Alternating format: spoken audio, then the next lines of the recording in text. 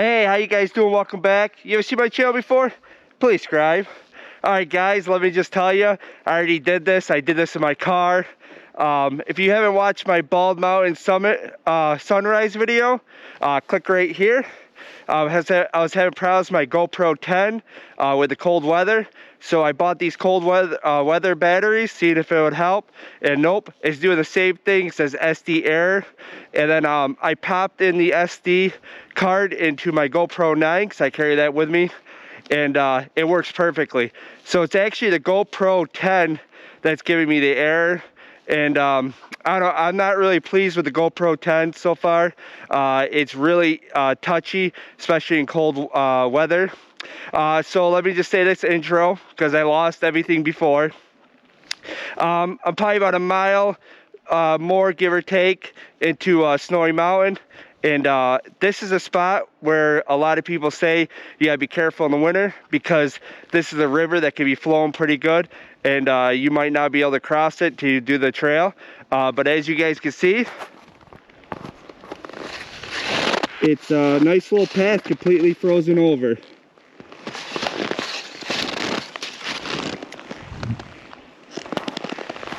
So it's March 12th, you could cross that river.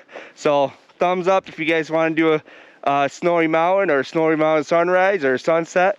You can cross that river. It's not bad right now. But they're saying it's going to be a beautiful. We will see. Fingers crossed.